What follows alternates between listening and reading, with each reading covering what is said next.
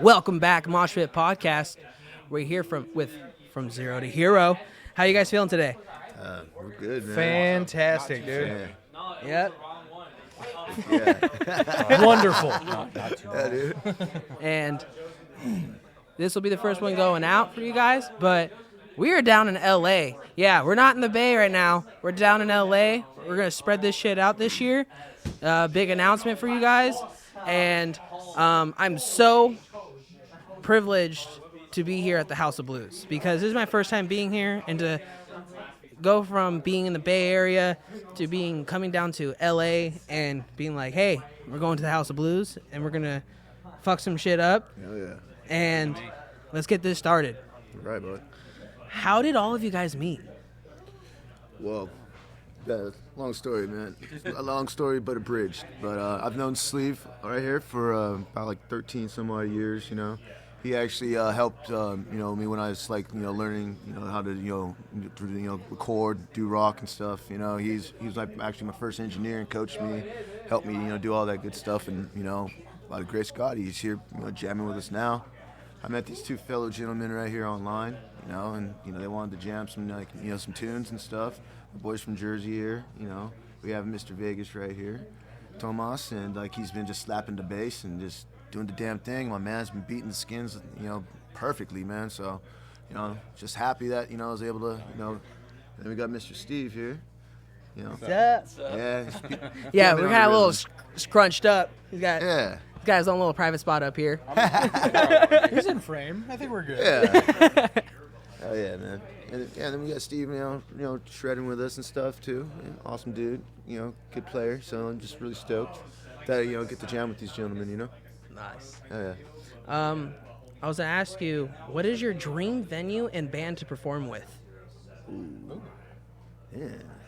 It's probably going to differ for all of us. Yeah. Yeah, how many different answers you want, dude? Well, let's start with you. Oh, thanks.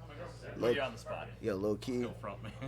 Yo, I would like to play at the Parc des France in Paris.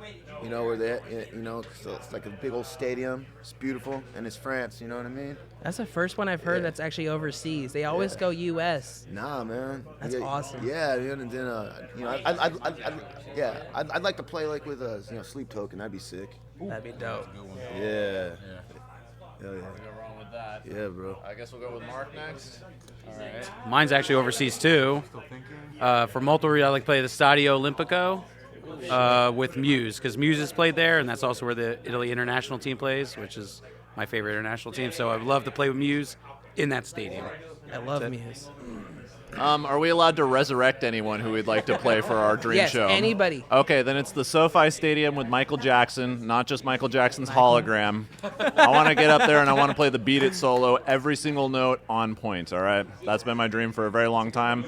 Other than that, I have a weird dream where I want to play Joseph Smith on the Book of Mormon eventually. I don't know if that'll ever happen, but that is a bucket list item of mine, just FYI.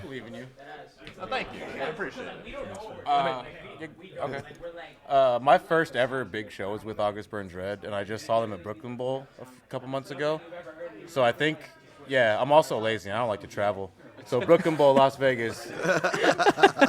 I'd love to do local support for August Burns Red again, just for that nostalgia factor. I also didn't get worse in 10 years, so I feel like I have something to show them now. I think I'd do Madison Square Garden, just for the nostalgia, because everybody's been through there. Every giant act. It's like not a peak career moment, but like if you play there, that's a you made it moment. You know what I mean? Yeah. I think with Parkway Drive would be my thing. Yeah. Play with them with their full pyro set. You know what I mean? That'd be fucking sick. Oh, yeah. Or we could just go to Australia. Yep. Nah, too many things can kill you in Australia, dude. That's my thing. Yeah, there's way too much shit. You don't know what's out there in Australia. It could kill you. What's your favorite memory of a show, whether it was on or off stage? My favorite memory was, when we were here last time, interacting with some of the young upcoming youth, chatting with them, interchanging, answering their questions, and just, reaching out. So that's always stands out to me when you see, the little ones rocking out with you, Hell yeah. How about you guys? I think I told you this story just a minute ago, but, I'll share it with the audience here. One time we were playing at this place called the Sand Dollar in Las Vegas. And at the Sand Dollar, this one guy came backstage who nobody knew, and he looked very intense, like eyes all wide and stuff. And he's like, "How you boys doing?" We're like, "Hey, what's up, man?"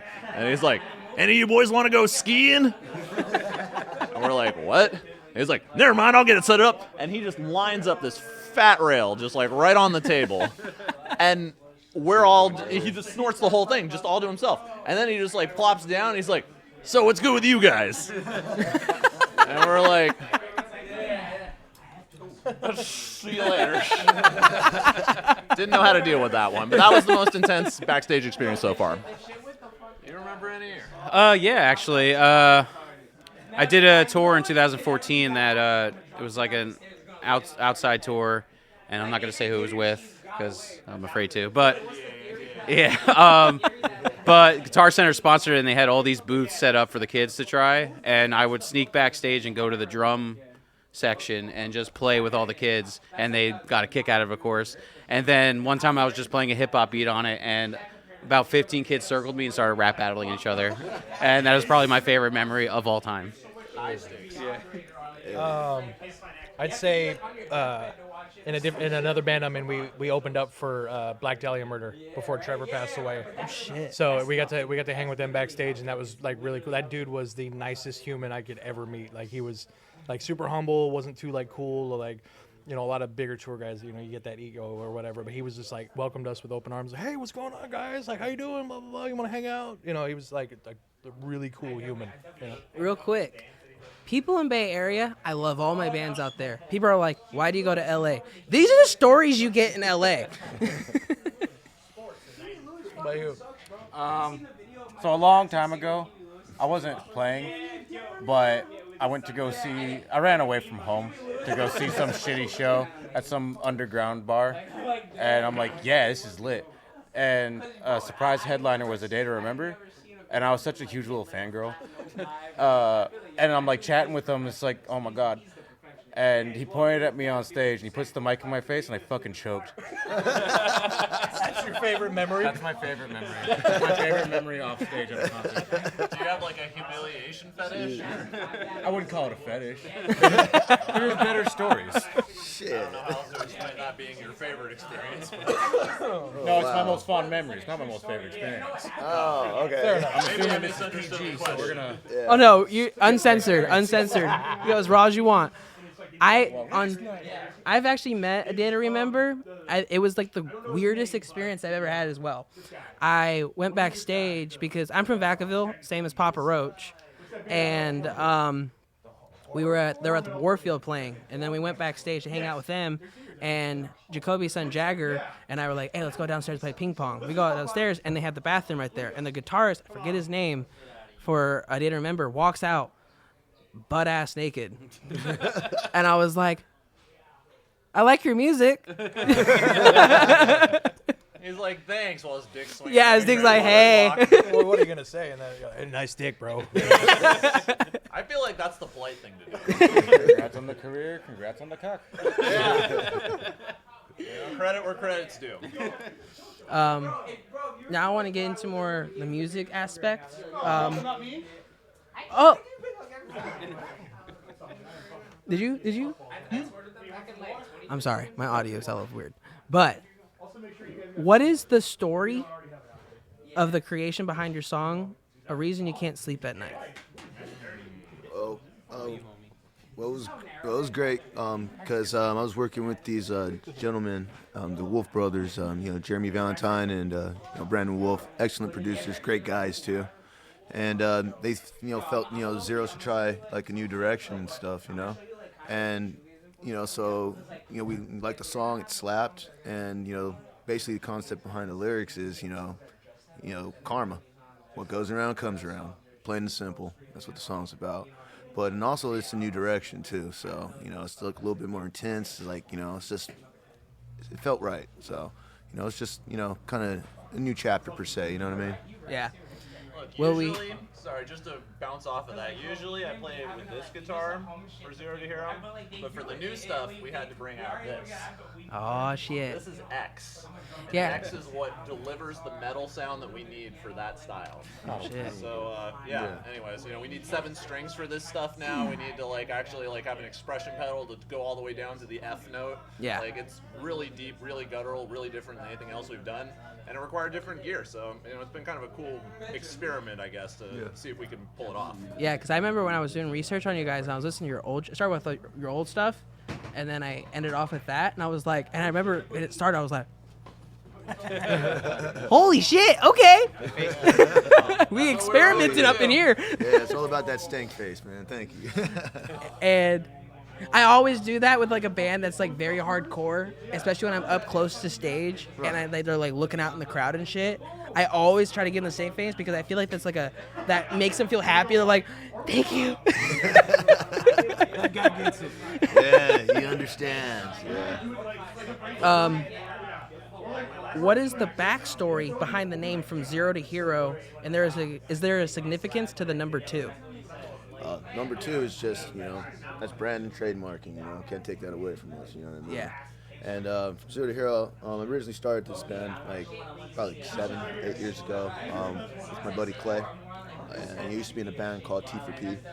And we decided to we wanted a band kind of heavy, little mix of pop punk, kind of Day to Remember-ish, Yeah. And and then From Zero to Hero, because we were in established bands prior, so basically it was From Zero to Hero, so we're starting from the ground up again. You know what I mean? Plain and simple, and it just stuck. And here we are now, still rocking it. You know what I mean? That's what's up. Yeah. I just started asking this to bands, but what are your hobbies other than music? Sex, next question. I'm going to be honest, I don't think I have any, which is now making me very depressed that I realize that. Yeah, great question. Well, shoot, man. I like playing FIFA. FIFA. Yeah, FIFA and yoga, low key. Yoga? Yeah. That's crazy. I did not see you as the person that loves to do yoga. Yeah, man. It's you gotta wake up in the morning, stretch. You know what I mean? Get your good breathing exercises. Nice little regimen. Yeah. So especially being when you're working on your feet all day and stuff. Yeah.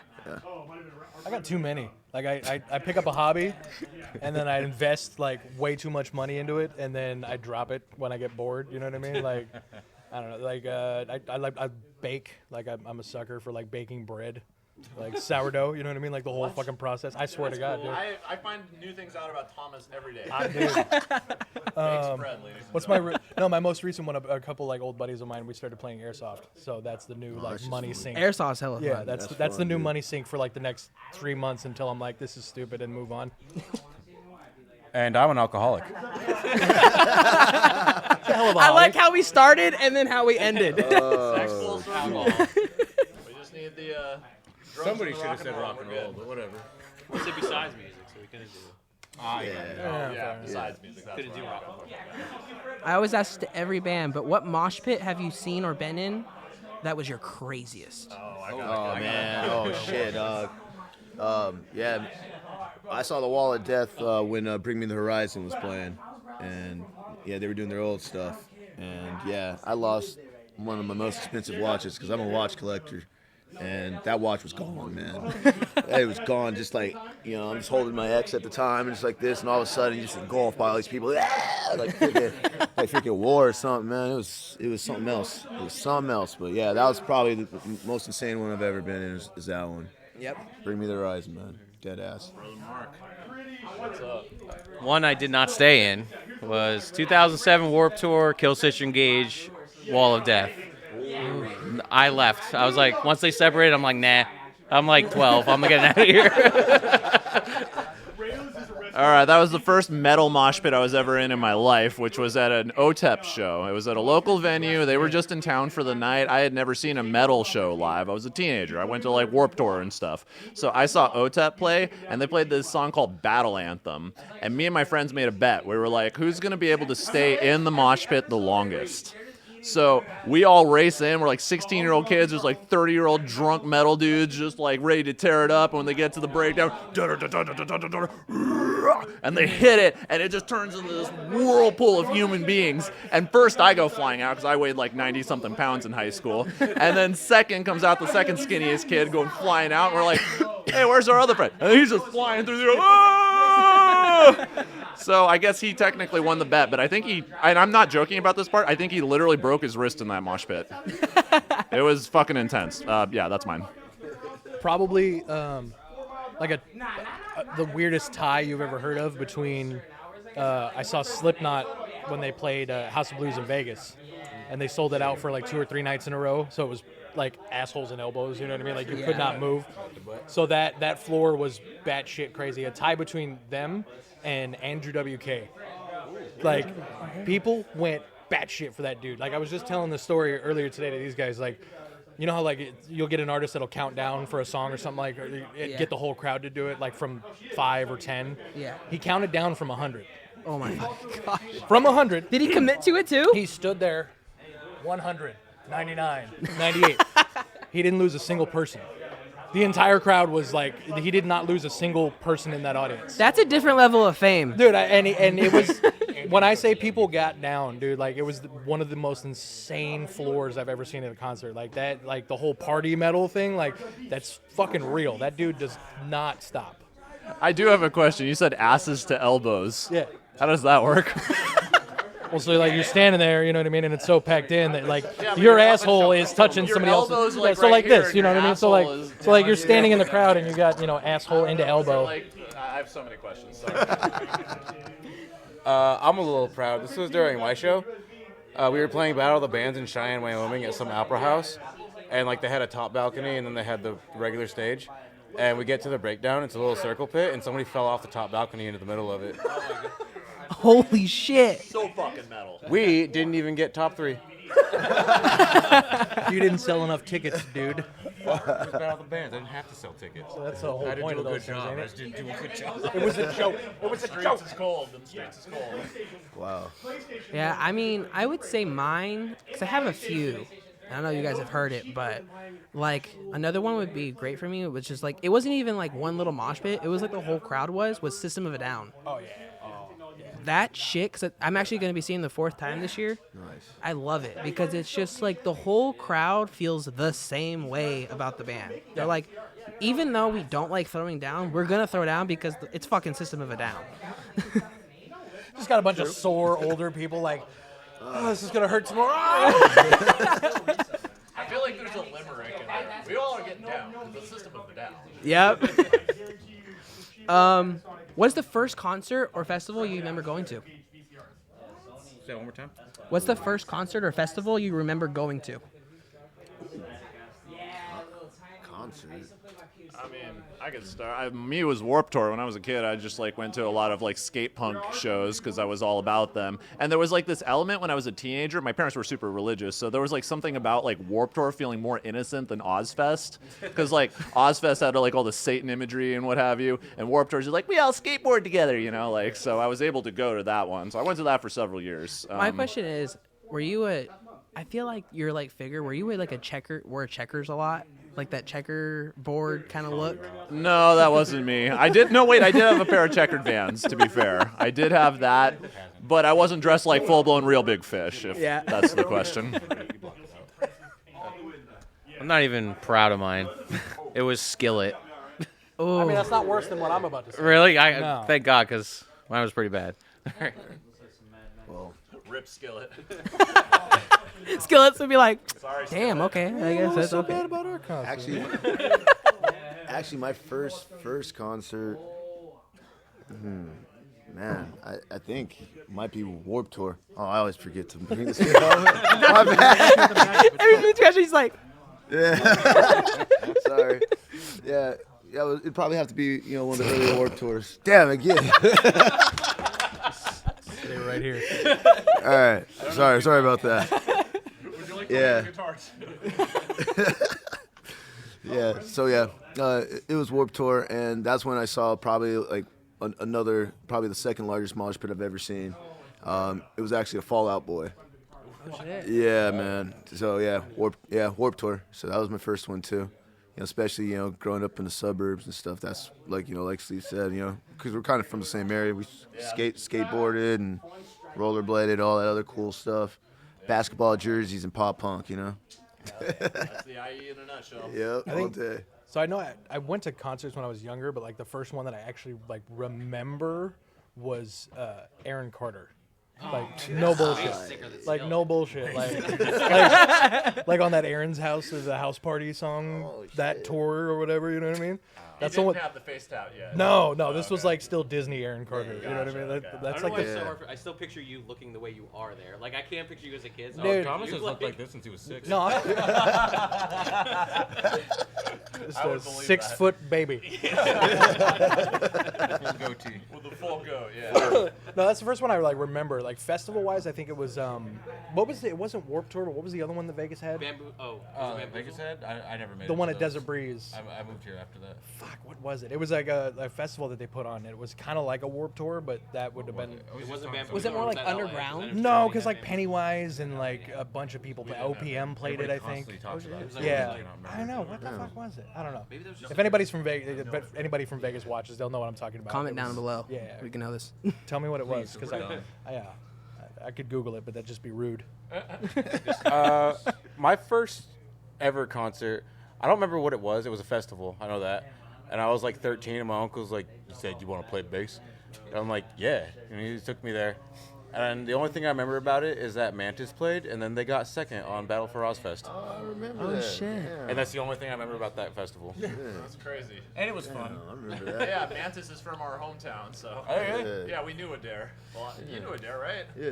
Yeah, he was hanging I around. remember seeing them on Battle for Yeah. Ozfest. I'm like, the fuck is that? Mission Tobacco Lounge. Yeah, actually, downtown Adair, like, Riverside. he had this really cool house with his mom's, and, like, he had this, like, recording studio in the back that was protected by, like, guard dogs. So one day I was doing a gig for them. I'm, like, walking into the studio and stuff, and suddenly this snarling hellhound is, like, racing at me, and I just, like, don't know what to do. I reach in my pocket. Thank God, there's some jerky. Just throw it that way. No, I'm just kidding. I was like, "Hey, pup," and he didn't eat my face. But that was really a scary place to go to for a second. Like, Adair doesn't fuck around. I'm gonna tell you guys mine. They know. This is when the bands realize how old I am. It's just funny. I was 12 years old, and I went to my, not 12, 11 years old, and went to Aftershock. What? Aftershock. It was the second Aftershock they ever had, Okay. and now I'm 21. Oh. Well, I thought you said we were going to have to guess your age based on that information. Yeah, I feel like he would be like, because I don't know how. You I really, know- you here's the teed thing. me up for a question. And Here's then the you thing. took it right away. Here's the thing. I'm from Sacramento, so everybody. I got trivia blue balls. I'm from up there in the Bay Area, so when I tell people that, people are like, Aftershock's not that old. So I'm used to it. So I'm trying to get used to down in LA, guys. I'm sorry. People are like, well, I don't know how old it is. When did it start? But yeah, I'm like, I was really getting ready for you to say some really old artist, and you to tell me you're like 45. And I was just about to be like, bro, what is your skincare regimen? What do you do? What do you eat? Because you look great. Right now, because we're getting close to where Yeah. Shit. Today's sponsor is a vitamin supplement. Sponsored by BetterHelp. Yeah. this podcast is sponsored by BetterHelp. It's January, New Year. Do you guys have anything planned, anything to promote that you guys have upcoming this year before 2025? We have a couple things in the work. Can't necessarily. Yeah, we can't necessarily speak on it right now, but we do have a couple shows. We'll be in California again soon. Knocking out a couple shows, and then we're gonna be playing in Vegas last week of May. So we'll drop that once we get the flyer and we'll promote that. But it's gonna be one of the shows off of Fremont. We're gonna be playing at Hennessy's, so it'll be cool. yeah. But we have some other fillers up till then. So we'll release it as they come. You know what I mean? Yep. Yeah. Hell yeah.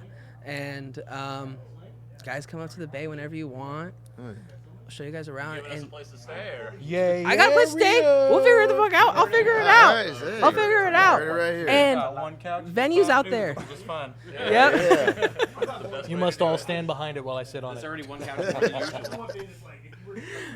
It's called One Band, One Podcast. Look it up on Pornhub. Oh, yeah. Only bands. Only bands. Only bands. Only Only bands, yeah. Thank you guys again.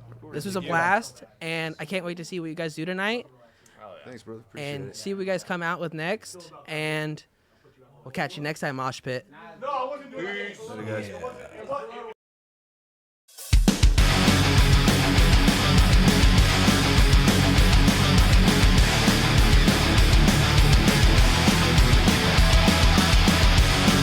On to the first day, you know just what to say.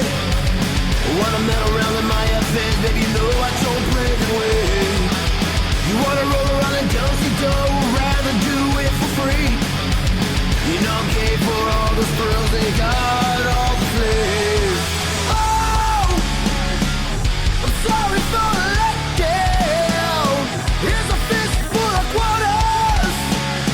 Now it's time for you to get out. Oh, I'm sorry for the letdown. Here's a fist full of quarters. Now it's time to get the hell out.